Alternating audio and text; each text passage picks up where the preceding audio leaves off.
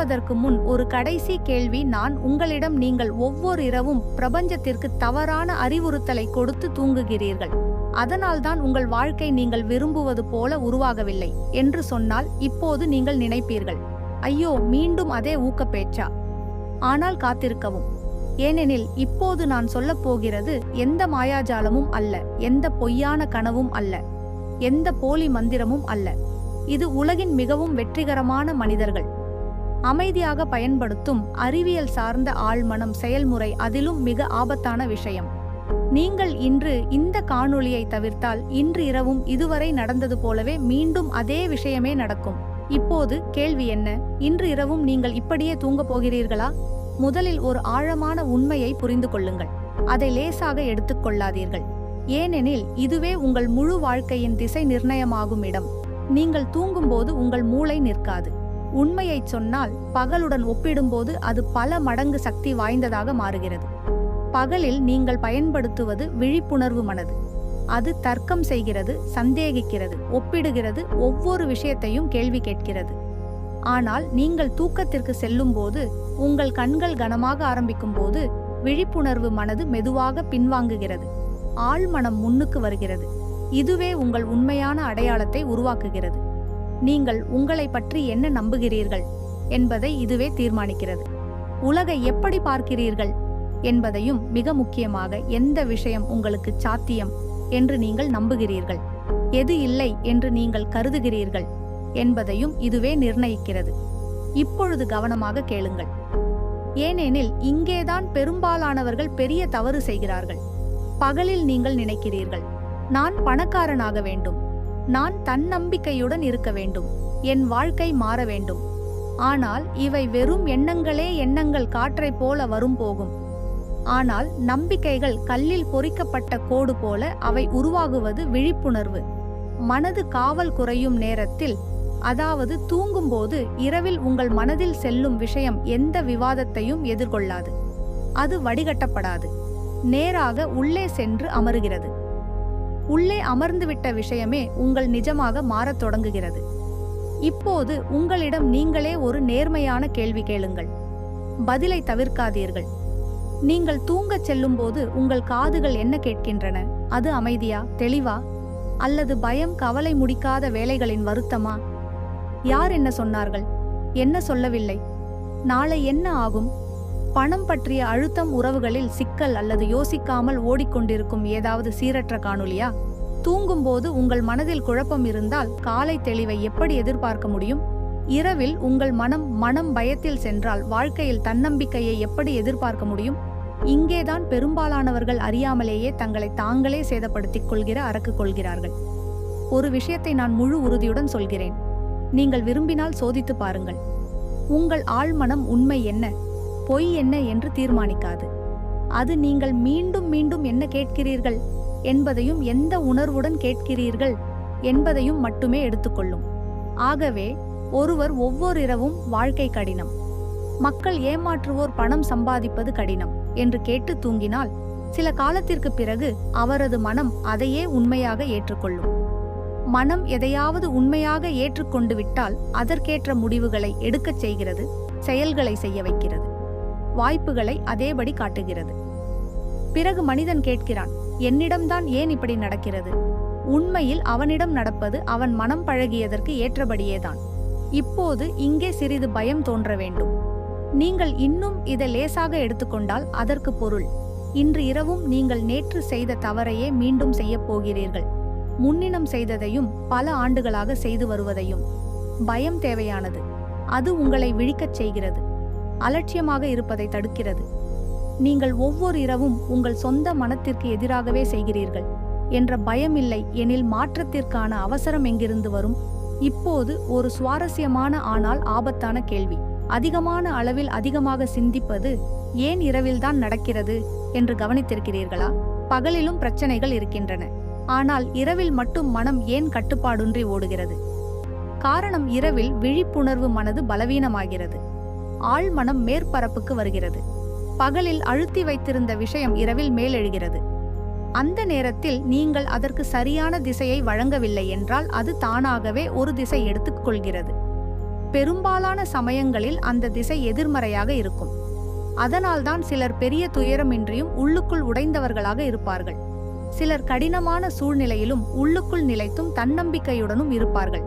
வித்தியாசம் பகலில் இல்லை, வித்தியாசம் இரவில் அவர்கள் தூங்கும்போது அவர்களின் மனம் எந்த சூழலில் செல்கிறது என்பதில்தான் வித்தியாசம்.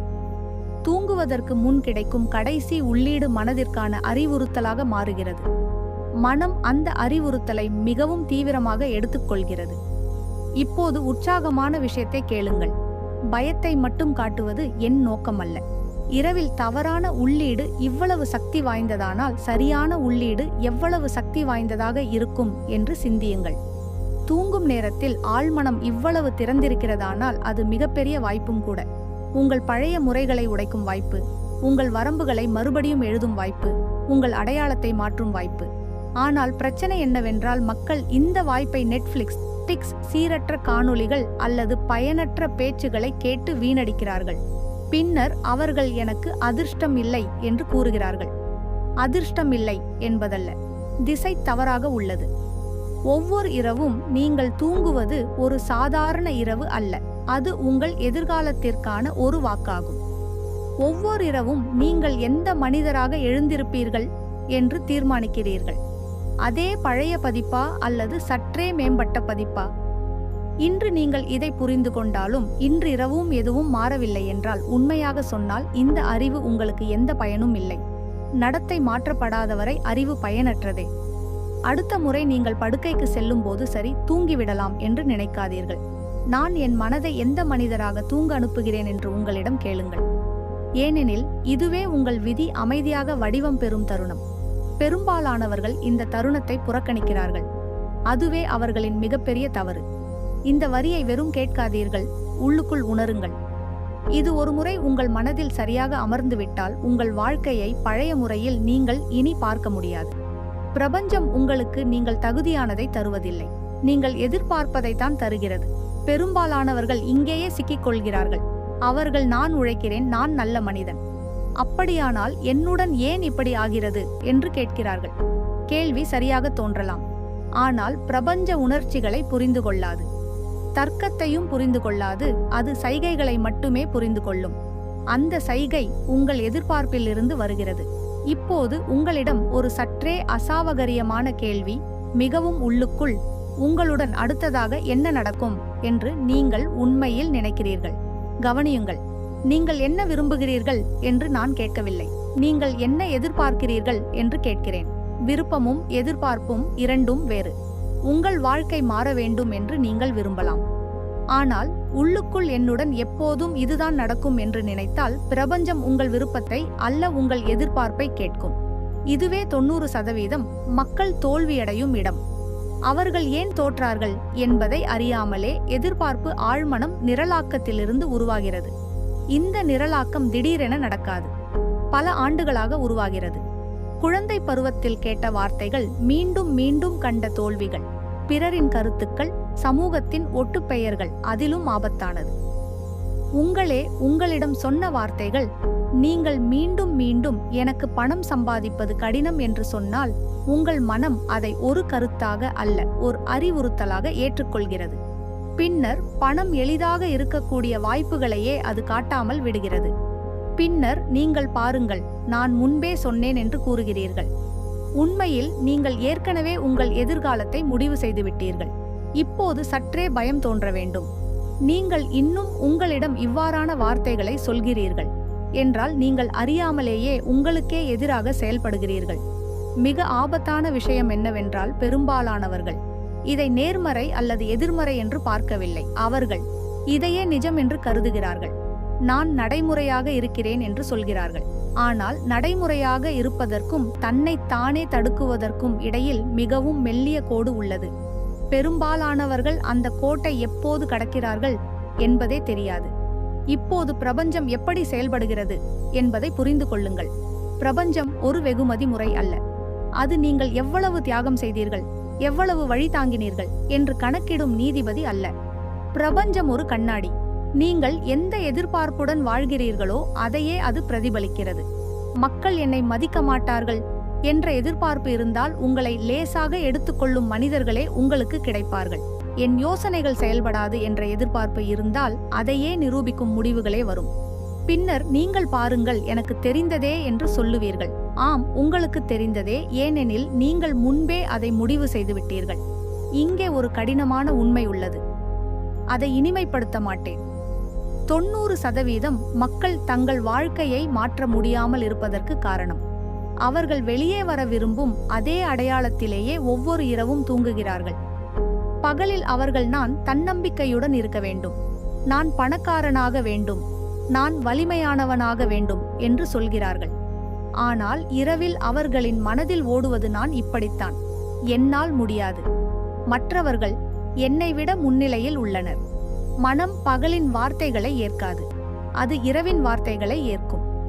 ஏனெனில் இரவில் விழிப்புணர்வு எதிர்ப்பு இல்லை. அந்த நேரத்தில் செயலில் இருக்கும் அடையாளமே உங்கள் உண்மையான அடையாளமாக மாறுகிறது. இப்போது இந்த திருப்பத்தை கவனமாக கேளுங்கள். இதை புரிந்து கொண்ட பின் நீங்கள் உங்களை வேறொரு பார்வையில் பார்க்கத் தொடங்குவீர்கள். நீங்கள் எந்த அடையாளத்துடன் தூங்குகிறீர்களோ அதே அடையாளத்துடன் தான் விழிக்கிறீர்கள். காலை எழுந்தவுடன் நீங்கள் புதிய மனிதராக மாறிவிட மாட்டீர்கள். இரவில் உங்கள் மனதில் எடுத்துச் சென்ற அதே மனிதராகவே இருப்பீர்கள். அதனால்தான் சிலர் காலை எழுந்தவுடன் சோர்வாகவும் விரக்தியுடனும் இருப்பார்கள். காரணமின்றி உள்ளுக்குள் கனமாக உணர்வார்கள். மற்றவர்கள் முழு நித்திரை இல்லாவிட்டாலும் உள்ளுக்குள் தெளிவாகவும் கவனமுடனும் இருப்பார்கள். வித்தியாசம் நித்திரையின் அளவில் இல்லை, நித்திரைக்குள் சென்ற அடையாளத்தில் உள்ளது. ஒரு நிமிடம் கற்பனை செய்யுங்கள், அந்த அடையாளத்தை மாற்ற முடியும் எனில் தூங்குவதற்கு முன் உங்கள் மனம் ஒரு புதிய பதிப்பை ஏற்றுக்கொண்டால் ஆழ்மனம். எனக்காக விஷயங்கள் சாத்தியம், நான் அதிர்ஷ்டசாலி, என் முடிவுகள் சரியாக இருக்கும் என்று நம்பத் தொடங்கினாள். உங்கள் வாழ்க்கை அதேபடி தொடருமா? இல்லை. நீங்கள் வேறுபட்ட முடிவுகளை எடுப்பீர்கள், வேறுபட்ட மனிதர்களை ஈர்ப்பீர்கள், வேறுபட்ட வாய்ப்புகளை கவனிப்பீர்கள். இது மாயமாக நடக்காது, தர்க்க ரீதியாக நடக்கும். ஏனெனில் உங்கள் மனம் இப்போது புதிய வடிகட்டிகளுடன் செயல்படும். இந்த வேலை நாளைக்கு தள்ளப்படக்கூடாது.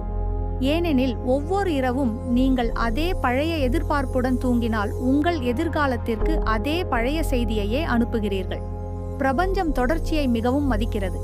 நீங்கள் தினமும் எந்த சைகையை அனுப்புகிறீர்கள் என்பதை அது கவனிக்கிறது. ஒரு நாள் என்ன சொன்னீர்கள் என்பது அதற்கு முக்கியமில்லை.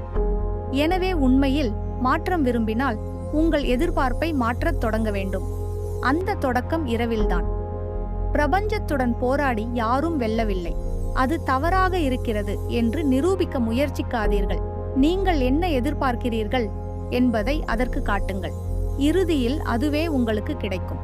கேள்வி நீங்கள் தகுதியானது என்ன என்பதல்ல, உங்கள் உள்ளத்தில் நீங்கள் என்ன நம்புகிறீர்கள் என்பதே. அந்த நம்பிக்கையே ஒவ்வொரு இரவும் அமைதியாக உங்கள் முழு வாழ்க்கையை எழுதுகிறது. இப்போது முக்கிய விஷயத்திற்கு செல்வோம். இவ்வளவு கேட்டிருந்தும் தூங்குவதற்கு முன் என்ன கேட்க வேண்டும் என்பதை நீங்கள் புரிந்து கொள்ளவில்லை என்றால் இதுவரை சொன்ன அனைத்தும் பயனற்றதாகிவிடும். பலர் நினைப்பது தூங்கும்போது ஏதாவது ஊக்கப்பேச்சை இயக்கிவிடலாம், ஏதாவது அறிவுரையை கேட்கலாம், அல்லது கூச்சலான காணொளி ஒன்றை போட்டால் மனதில் ஏதாவது சென்றுவிடும். ஆனால் அதுவே மிகப்பெரிய தவறு. தூங்கும் நேரத்தில் உங்களுக்கு கனமான உரை தேவையில்லை. நீ முடியும், நீ முடியும் என்று கத்தும் ஒருவரும் தேவையில்லை. அந்த நேரத்தில் உங்கள் மனம் எதிர்ப்புக்கு செல்லும்.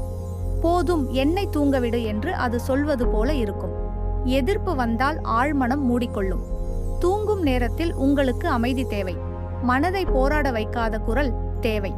கனமாக இல்லாத, அதிக அறிவுபூர்வமாக தெரியாத அன்றாட வாழ்க்கையைப் போல தோன்றும் மொழி தேவை.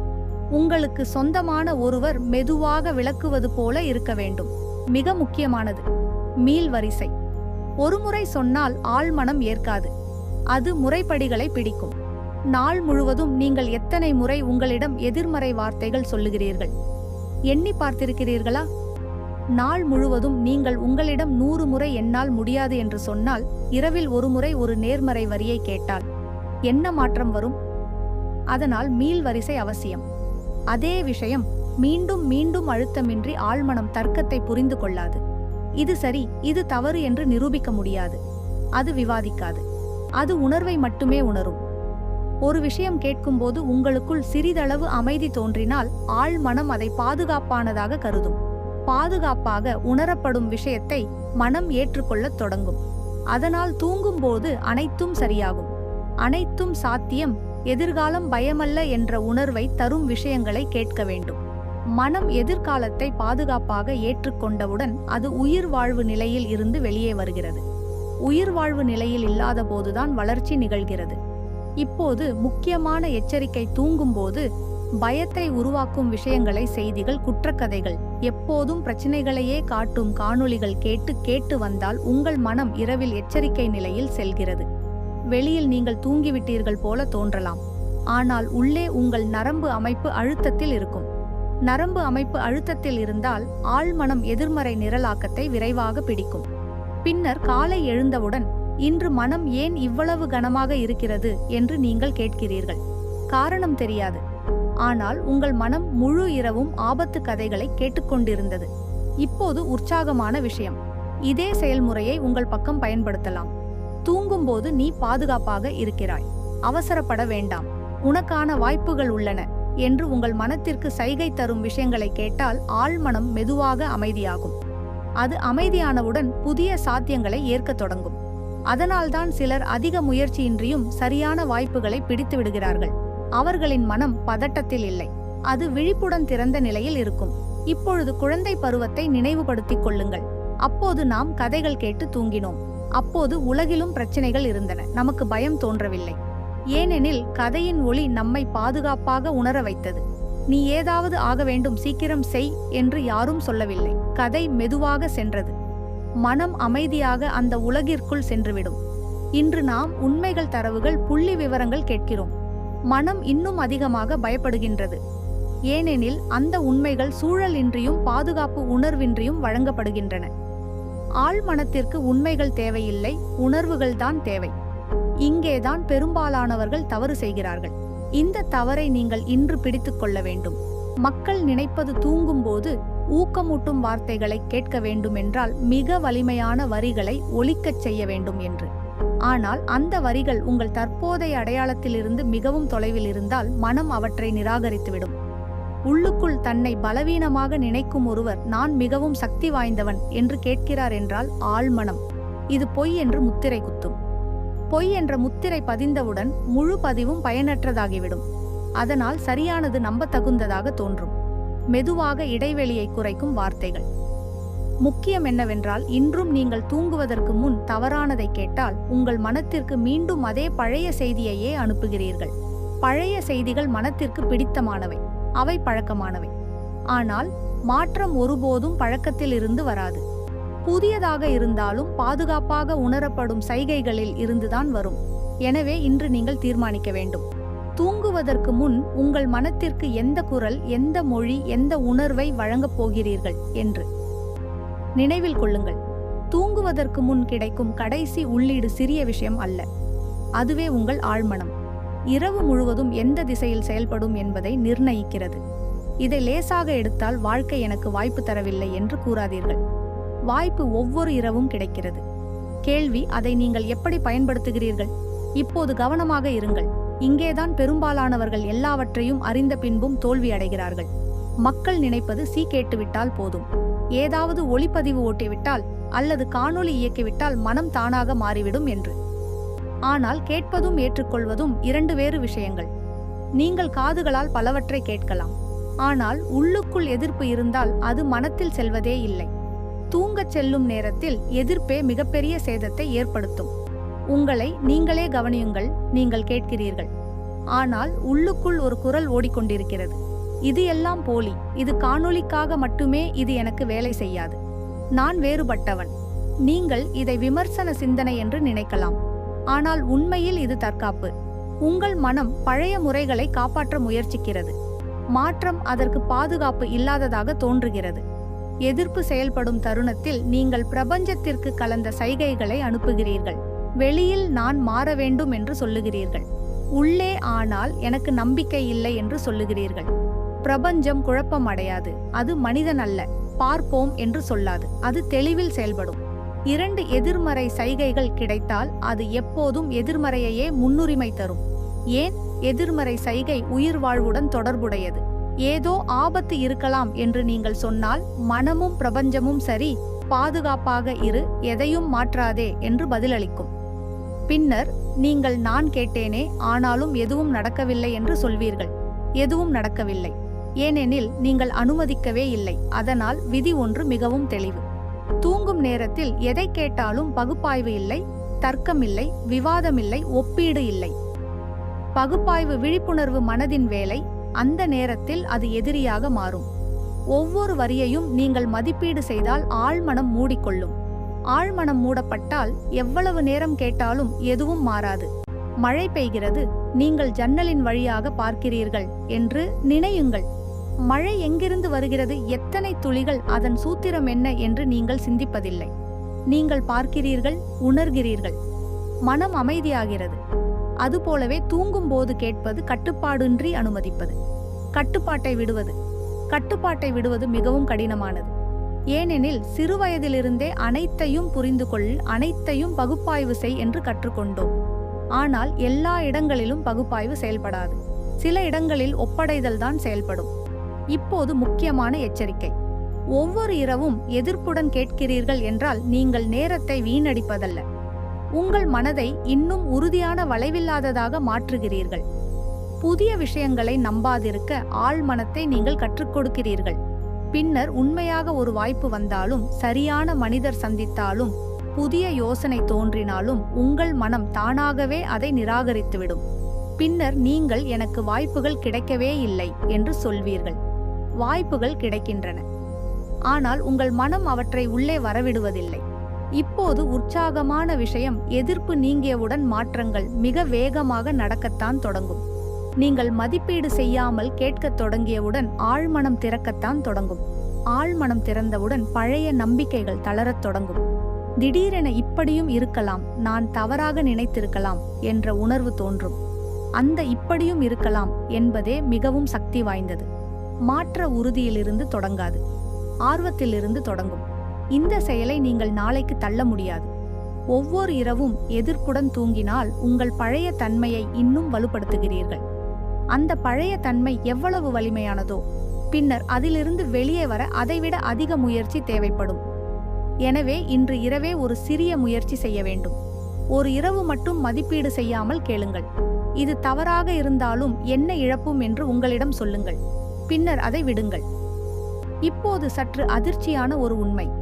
பெரும்பாலானவர்கள் தோல்வி அடைவதற்கு காரணம் முறை செயல்படாததல்ல, அவர்கள் தங்களுக்கு அனுமதி அளிக்காததுதான் காரணம். அவர்கள் புதிய பதிப்பாக மாற தங்களுக்கே அனுமதி தரவில்லை. அனுமதி அளிப்பது என்றால் பொறுப்பை ஏற்க வேண்டும் என்பதுதான். பொறுப்பு பயமுறுத்துகிறது. அதனால் மனம் இது போலி என்று சொல்லுகிறது. எதுவும் மாறவில்லை என்றால் குற்றத்தை வெளியே தள்ள முடியும் என்பதற்காக. ஆனால் நீங்கள் இந்த காரணங்களை விடும் நாளில் இருந்து உண்மையான மாற்றம் தொடங்கும். அந்த நாளில் நீங்கள் கேட்பதல்ல, உள்ளுக்குள் அனுமதிப்பீர்கள். நீங்கள் அனுமதித்தவுடன் பிரபஞ்சத்திற்கு தெளிவான சைகை கிடைக்கும். தெளிவான சைகை கிடைத்தவுடன் விஷயங்கள் அசையத் தொடங்கும். மெதுவாகவோ அமைதியாகவோ இருந்தாலும் திசை மாறத் தொடங்கும். இதுவே பெரும்பாலானவர்கள் எட்டாத நிலை. நீங்கள் சரியாக கேட்டீர்கள். இதை கேட்டபோது சிலர் அசௌகரியமாக உணரலாம். ஏனெனில் எப்போதும் நமக்கு பயம் கெட்டது. பயத்தில் இருந்து ஓடு, பயத்தை புறக்கணி என்று கற்றுக் கொடுக்கப்பட்டது. ஆனால் உண்மையில் பயம் சரியான இடத்தில் பயன்படுத்தப்பட்டால் அது உங்கள் வாழ்க்கையின் மிகப்பெரிய வேகமூட்டியாக மாறலாம். வெளிப்படுத்தும் செயல்முறையில் சிறிது பயம் தேவையானது. பயம் மனதை விழிக்கச் செய்கிறது, அலட்சியமாக இருக்கடாது. கவனிக்கவில்லை என்றால் இழப்பு ஏற்படலாம் என்ற உணர்வை அது தருகிறது. மனிதன் மாறுவது மாறாமல் இருப்பதற்கான விலை அதிகம் என்று உணரும் போதுதான் கவனமாக கேளுங்கள். நான் தவறான எண்ணத்துடன் தூங்கினால் என் வாழ்க்கை மீண்டும் அதேபடி தொடரும் என்று நினைக்கும் அந்த தருணத்தில் உங்கள் மனம் எச்சரிக்கையாகிறது. அது சாதாரண நிலையிலிருந்து வெளியே வருகிறது, இது முக்கியம் என்று சொல்லுகிறது. அந்த எச்சரிக்கை உணர்வே மிகவும் அவசியமானது. எச்சரிக்கை இல்லாமல் எந்த நிரலாக்கமும் நடக்காது. தூங்குவதற்கு முன் நீங்கள் அலட்சியமாக இருந்தால் உங்கள் ஆழ்மனம் அதே அலட்சியத்தை ஏற்றுக்கொள்ளும். இப்போது இந்த திருப்பத்தை கவனமாக கேளுங்கள். இதை புரிந்து கொண்ட பின் நீங்கள் உங்களை வேறொரு பார்வையில் பார்க்க தொடங்குவீர்கள். நீங்கள் எந்த அடையாளத்துடன் தூங்குகிறீர்களோ அதே அடையாளத்துடன் தான் விழிக்கிறீர்கள். காலை எழுந்தவுடன் நீங்கள் புதிய மனிதராக மாறிவிட மாட்டீர்கள். இரவில் உங்கள் மனதில் எடுத்துச் சென்ற அதே மனிதராகவே இருப்பீர்கள். அதனால்தான் சிலர் காலை எழுந்தவுடன் சோர்வாகவும் விரக்தியுடனும் இருப்பார்கள். காரணமின்றி உள்ளுக்குள் கனமாக உணர்வார்கள். மற்றவர்கள் முழு நித்திரை இல்லாவிட்டாலும் உள்ளுக்குள் தெளிவாகவும் கவனமுடனும் இருப்பார்கள். வித்தியாசம் நித்திரையின் அளவில் இல்லை, நித்திரைக்குள் சென்ற அடையாளத்தில் உள்ளது. ஒரு நிமிடம் கற்பனை செய்யுங்கள். அந்த அடையாளத்தை மாற்ற முடியும் எனில் தூங்குவதற்கு முன் உங்கள் மனம் ஒரு புதிய பதிப்பை ஏற்றுக்கொண்டால் ஆழ்மனம் எனக்காக விஷயங்கள் சாத்தியம், நான் அதிருஷ்டசாலி, என் முடிவுகள் சரியாக இருக்கும் என்று நம்பத் தொடங்கினால் உங்கள் வாழ்க்கை அதேபடி தொடருமா? இல்லை. நீங்கள் வேறுபட்ட முடிவுகளை எடுப்பீர்கள், வேறுபட்ட மனிதர்களை ஈர்ப்பீர்கள், வேறுபட்ட வாய்ப்புகளை கவனிப்பீர்கள். இது மாயமாக நடக்காது, தர்க்க ரீதியாக நடக்கும். ஏனெனில் உங்கள் மனம் இப்போது புதிய வடிகட்டிகளுடன் செயல்படும். இந்த வேலை நாளைக்கு தள்ளப்படக்கூடாது. ஏனெனில் ஒவ்வொரு இரவும் நீங்கள் அதே பழைய எதிர்பார்ப்புடன் தூங்கினால் உங்கள் எதிர்காலத்திற்கு அதே பழைய செய்தியையே அனுப்புகிறீர்கள். பிரபஞ்சம் தொடர்ச்சியை மிகவும் மதிக்கிறது. நீங்கள் தினமும் எந்த சைகையை அனுப்புகிறீர்கள் என்பதை அது கவனிக்கிறது. ஒரு நாள் என்ன சொன்னீர்கள் என்பது அதற்கு முக்கியமில்லை. எனவே உண்மையில் மாற்றம் விரும்பினால் உங்கள் எதிர்பார்ப்பை மாற்றத் தொடங்க வேண்டும். அந்த தொடக்கம் இரவில்தான். பிரபஞ்சத்துடன் போராடி யாரும் வெல்லவில்லை. அது தவறாக இருக்கிறது என்று நிரூபிக்க முயற்சிக்காதீர்கள். நீங்கள் என்ன எதிர்பார்க்கிறீர்கள் என்பதை அதற்கு காட்டுங்கள். இறுதியில் அதுவே உங்களுக்கு கிடைக்கும். கேள்வி நீங்கள் தகுதியானது என்ன என்பதல்ல, உங்கள் உள்ளத்தில் நீங்கள் என்ன நம்புகிறீர்கள் என்பதே. அந்த நம்பிக்கையே ஒவ்வொரு இரவும் அமைதியாக உங்கள் முழு வாழ்க்கையை எழுதுகிறது. இப்போது முக்கிய விஷயத்திற்கு செல்வோம். இவ்வளவு கேட்டிருந்தும் தூங்குவதற்கு முன் என்ன கேட்க வேண்டும் என்பதை நீங்கள் புரிந்து கொள்ளவில்லை என்றால் இதுவரை சொன்ன அனைத்தும் பயனற்றதாகிவிடும். பலர் நினைப்பது பேய் தூங்கும்போது ஏதாவது ஊக்கப்பேச்சை இயக்கிவிடலாம், ஏதாவது அறிவுரையை கேட்கலாம், அல்லது கூச்சலான காணொளி ஒன்றை போட்டால் மனதில் ஏதாவது சென்றுவிடும். ஆனால் அதுவே மிகப்பெரிய தவறு. தூங்கும் நேரத்தில் உங்களுக்கு கனமான உரை தேவையில்லை. நீ முடியும், நீ முடியும் என்று கத்தும் ஒருவரும் தேவையில்லை. அந்த நேரத்தில் உங்கள் மனம் எதிர்ப்புக்கு செல்லும். போதும், என்னை தூங்கவிடு என்று அது சொல்வது போல இருக்கும். எதிர்ப்பு வந்தால் ஆழ்மனம் மூடிக்கொள்ளும். தூங்கும் நேரத்தில் உங்களுக்கு அமைதி தேவை. மனதை போராட வைக்காத குரல் தேவை. கனமாக இல்லாத, அதிக அறிவுபூர்வமாக தெரியாத, அன்றாட வாழ்க்கையைப் போல தோன்றும் மொழி தேவை. உங்களுக்கு சொந்தமான ஒருவர் மெதுவாக விளக்குவது போல இருக்க வேண்டும். மிக முக்கியமானது, மீள்வரிசை ஒருமுறை சொன்னால் ஆழ்மனம் ஏற்காது. அது முறைப்படிகளை பிடிக்கும். நாள் முழுவதும் நீங்கள் எத்தனை முறை உங்களிடம் எதிர்மறை வார்த்தைகள் சொல்கிறீர்கள் எண்ணி பார்த்திருக்கிறீர்களா? நாள் முழுவதும் நீங்கள் உங்களிடம் 100 முறை என்னால் முடியாது என்று சொன்னால், இரவில் ஒரு முறை ஒரு நேர்மறை வரியை கேட்டால் என்ன மாற்றம் வரும்? அதனால் மீள்வரிசை அவசியம். அதே விஷயம் மீண்டும் மீண்டும் அழுத்தமின்றி ஆழ்மனம் தர்க்கத்தை புரிந்து கொள்ளாது. இது சரி, இது தவறு என்று நிரூபிக்க முடியாது. அது விவாதிக்காது, அது உணர்வை மட்டுமே உணரும். ஒரு விஷயம் கேட்கும்போது உங்களுக்குள் சிறிதளவு அமைதி தோன்றினால் ஆழ்மனம் அதை பாதுகாப்பானதாக கருதும். பாதுகாப்பாக உணரப்படும் விஷயத்தை மனம் ஏற்றுக்கொள்ளத் தொடங்கும். அதனால் தூங்கும்போது அனைத்தும் சரியாகும், அனைத்தும் சாத்தியம், எதிர்காலம் பயமல்ல என்ற உணர்வை தரும் விஷயங்களை கேட்க வேண்டும். மனம் எதிர்காலத்தை பாதுகாப்பாக ஏற்றுக்கொண்டவுடன் அது உயிர் வாழ்வு நிலையில் இருந்து வெளியே வருகிறது. உயிர் வாழ்வு நிலையில் இல்லாத போதுதான் வளர்ச்சி நிகழ்கிறது. இப்போது முக்கியமான எச்சரிக்கை. தூங்கும்போது பயத்தை உருவாக்கும் விஷயங்களை, செய்திகள், குற்றக்கதைகள், எப்போதும் பிரச்சனைகளையே காட்டும் காணொளிகள் கேட்டு கேட்டு வந்தால் உங்கள் மனம் இரவில் எச்சரிக்கை நிலையில் செல்கிறது. வெளியில் நீங்கள் தூங்கிவிட்டீர்கள் போல தோன்றலாம், ஆனால் உள்ளே உங்கள் நரம்பு அமைப்பு அழுத்தத்தில் இருக்கும். நரம்பு அமைப்பு அழுத்தத்தில் இருந்தால் ஆழ்மனம் எதிர்மறை நிரலாக்கத்தை விரைவாக பிடிக்கும். பின்னர் காலை எழுந்தவுடன் இன்று மனம் ஏன் இவ்வளவு கனமாக இருக்கிறது என்று நீங்கள் கேட்கிறீர்கள். காரணம் தெரியாது. ஆனால் உங்கள் மனம் முழு இரவும் ஆபத்து கதைகளை கேட்டுக்கொண்டிருந்தது. இப்போது உற்சாகமான விஷயம், இதே செயல்முறையை உங்கள் பக்கம் பயன்படுத்தலாம். தூங்கும்போது நீ பாதுகாப்பாக இருக்கிறாய், அவசரப்பட வேண்டாம், உனக்கான வாய்ப்புகள் உள்ளன என்று உங்கள் மனத்திற்கு சைகை தரும் விஷயங்களை கேட்டால் ஆழ்மனம் மெதுவாக அமைதியாகும். அது அமைதியானவுடன் புதிய சாத்தியங்களை ஏற்கத் தொடங்கும். அதனால்தான் சிலர் அதிக முயற்சி இன்றின்றியும் சரியான வாய்ப்புகளை பிடித்து விடுகிறார்கள். அவர்களின் மனம் பதட்டத்தில் இல்லை, அது விழிப்புடன் திறந்த நிலையில் இருக்கும். இப்பொழுது குழந்தை பருவத்தை நினைவுபடுத்திக் கொள்ளுங்கள். அப்போது நாம் கதைகள் கேட்டு தூங்கினோம். அப்போது உலகிலும் பிரச்சனைகள் இருந்தன. ஆனா அப்பியா தெரியாத